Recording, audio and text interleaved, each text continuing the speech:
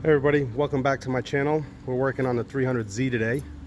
I want to try to get it into the garage and up on the lift so I can get underneath it and look at the extent of the rot and rust underneath and see if I can attempt to replace the rotted brake lines and see if I need to replace the radiator, because I put some antifreeze in it the other day and it poured straight out the bottom of the radiator. So I'm going to see if I can take a look at that. And this will be the first time you see the car with keys. I actually had keys made. My buddy locksmith had the keys done, so now I can get in the car without having to worry about even keeping it unlocked. I also replaced the ignition. I did it the other day. I bought this ignition on eBay, and it was a little bit of a pain in the butt to do. Basically, I removed all this plastic underneath here. Access to the ignition, it mounts right to the shaft of the steering column. I cut the bolts off and put two brand new Allen head bolts on this used ignition that came with the ignition key. So normally this car only has one key, but I had the key made to match the original locks, and now I just have an ignition key. So now I can open the T-tops. The T-tops are easy to open now. The keys work on everything. Let's see here, let's see. See, just like that. So let's see if the battery held a charge. Doesn't sound like it. No, stone dead. All right, so I'm gonna charge this thing up. Give me a couple minutes. All right, so she started with a jump box. I'm gonna try to bring her in the garage slow since there's no brakes. Made it into the garage. Not as hard as I thought. Basically just put it in gear, in first gear, rolled it out this way, just kept leaving it, and then I put it in reverse, just let the gravity roll me forward and back and get it up on the lift. So let's go ahead and get it up. All right, now I'm under the Z to look at the extent of rust damage. So a lot of surface rust. A lot of surface rust. What I'm really looking for is going to be replacing any rotted brake lines. So this car could at least have brakes. So I don't know if I should put brake fluid in it and start chasing down these brake lines, because these over here look fine. This is going all the way back to the back of the car. You can see here the frame rails are bent upward from lifting, or a big bump, drove over something big. On both. Maybe the car was really low, hit a speed bump, jumped the sidewalk or something, I'm not sure. And here's those rocker panels. Rocker panels are basically non-existent. Got the fenders zip tied to this side. Floors are decent. Floors are all good. One little spot here, but it's mostly the rocker. So the rockers are pretty much gone, which I can take the side skirts off and try to weld up some patches, make my own rocker panel, because I can't find one for this car yet. Little spot of rust back here on the floor. Same thing back here on this side.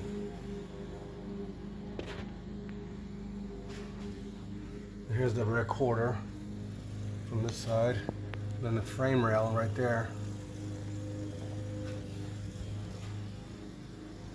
That's the worst of it, that frame rail there.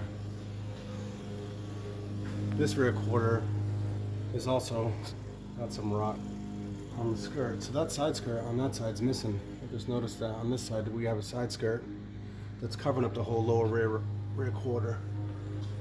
I wonder if I can find that side skirt, patch up that rear quarter myself with some new sheet metal, and get that all set.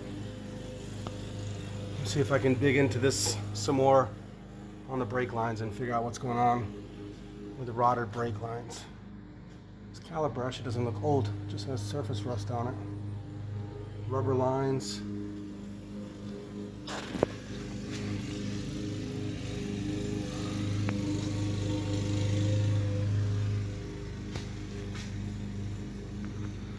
Not sure what this is for. A vent tube for the fuel tank, maybe? Not sure. I'll have to look into that.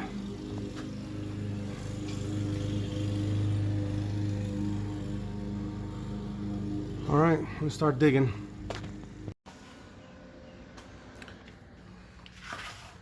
Okay, so I found the culprit. Right up here, you can see right there, that's a brake line that's been cut. So it's cut from there to there, and then it has like some kind of rubber coating on it. So I know the line didn't rust, because it's got this plastic coating on that line, and it just goes from there to there. It looks like it screws right into that. So I'm gonna unscrew that. I'm gonna chase this one back to right here. This line right here. Just needs to be unscrewed from there, unscrewed from here, and I'll run a new one. And should have brakes as far as pumping brakes with fluid, because the lines actually look decent, not rotted. But I want to look at why the e-brake doesn't work. So this e-brake right here, you just pull on the lever like a normal handbrake. It pulls back on this bracket, and then it pulls on these two cables that go one to this side right here on this spring. That's what that does. It pulls on that, and same thing here on that. So why would the e-brake not work? I'm not sure if it has to hold fluid, and that's why it's not working, because there's absolutely no fluid in the system. But I'm gonna go ahead and replace this brake line. It'll be simple. It's just this top one here on the right. This guy right here. I'll replace that and top off the system, and then bleed the brakes. Go from there. All right, I'm gonna start with this guy right here. I'm gonna guess 10. Let's see how bad it is. One of the tricks I've learned about removing old brake lines is that if you're risking threading it, or excuse me, stripping it out, then you can just cut it. You're gonna replace the line. Cut the line a little bit back and put a socket on it. So if this doesn't come off, then that's what I'm gonna do.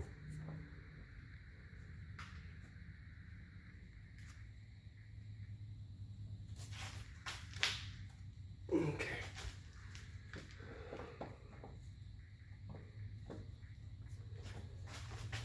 So far, no luck. Oh. Got it. All right. Yeah, this line doesn't look like it's rotted at all. I think that somebody came in and cut the line back here. You'll see when I go to take that one. I like the line was intentionally cut.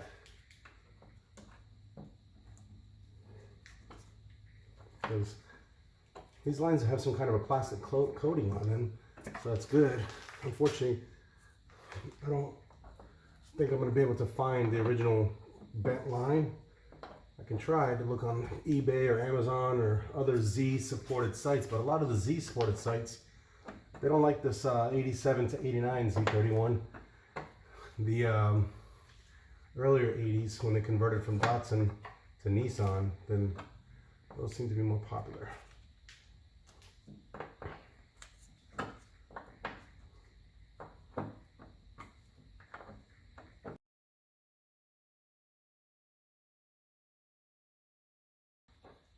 All right, that line's out. Let's move over to this guy back here.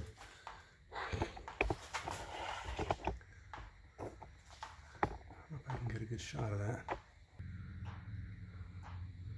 That's the one I want right there. That one.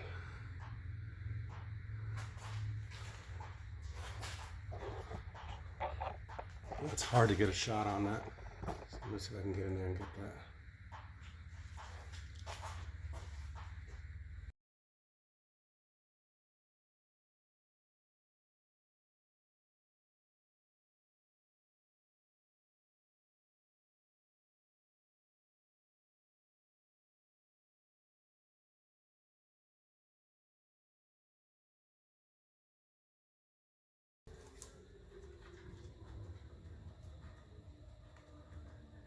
All right, line's off.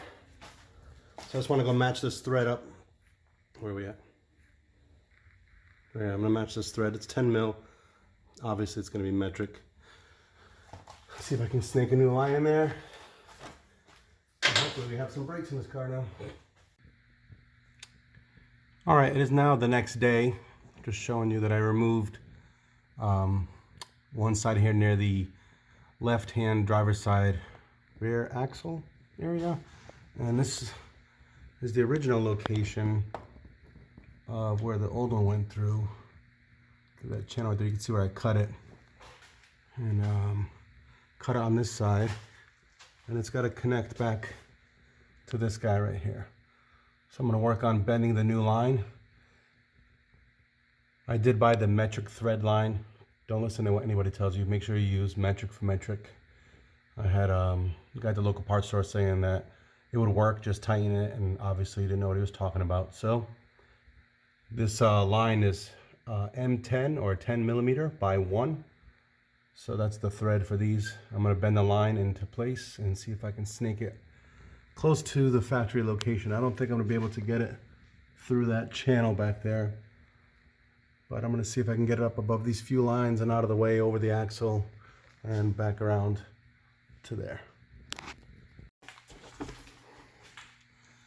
I got this one, so I can see where the heck I am. All right, yeah, I got this one in here snaked in, bent up over this control arm, and then it comes back this way right against the rear floorboard, behind the seat, into the trunk, flush against the floor, up over these fuel lines, and I'm getting ready to thread this guy in to this distribution block or adapter here. Let's see if I can get this done.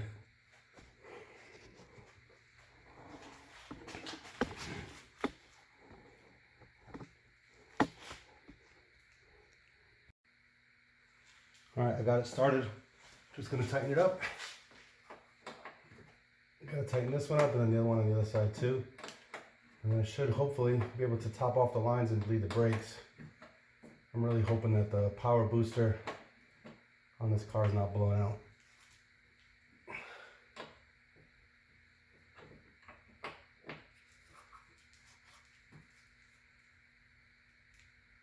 All right.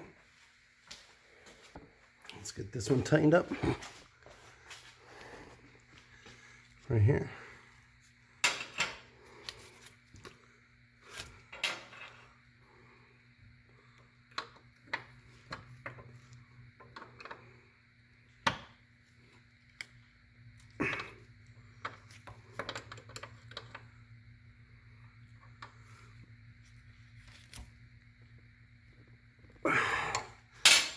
All right.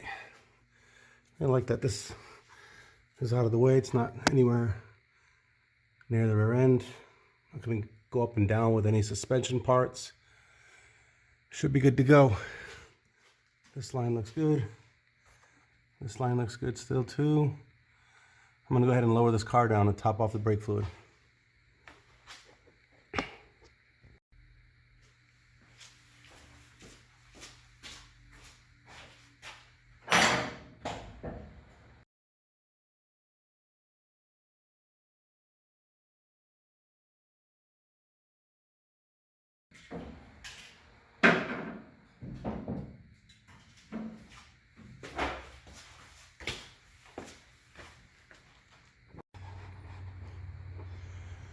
I just took off the brake fluid reservoir and it was dry, so I'm going to fill this up and see if we get any other leaks, see if I get any build up any pressure on here on this power booster back here, see if there's any leaks in it.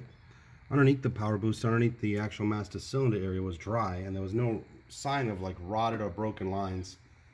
So I'm going to go ahead and top this off, pump the brake a little bit, see if I build up any pressure. On a future episode, I'm going to replace this radiator. I saw that the radiator was banged up, but when I started pouring antifreeze into it, it leaked right out the bottom of the radiator. And I checked the hoses, it wasn't leaking. I'm thinking that whatever this damage was here, it caused a little bit of a leak. These aluminum radiators, these 3 core aluminum radiators are literally 150 bucks on eBay. I'm going to get a new one and get that installed before I actually run this car for more than a minute. So I'm going to try to bleed the brakes right now, or not bleed them, but fill the lines, and then I'm going to try to bleed the brakes, and hopefully we have solve the brake issue in this car. Stand by.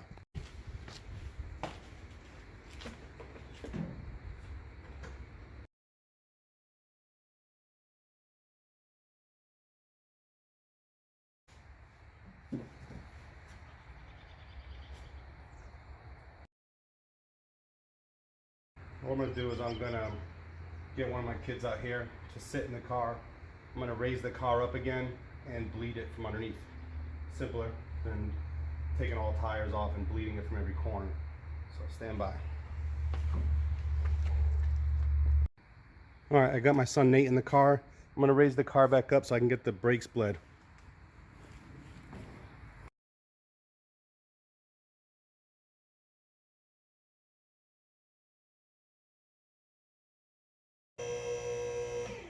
Plenty.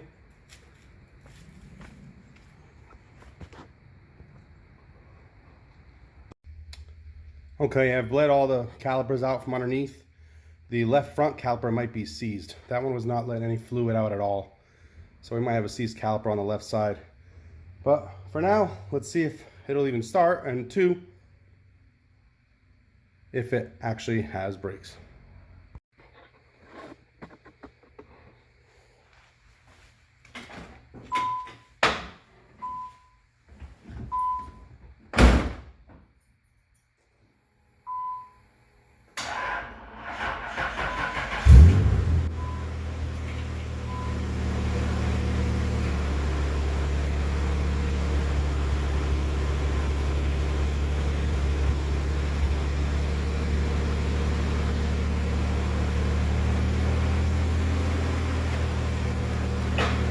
Feels like we have brakes.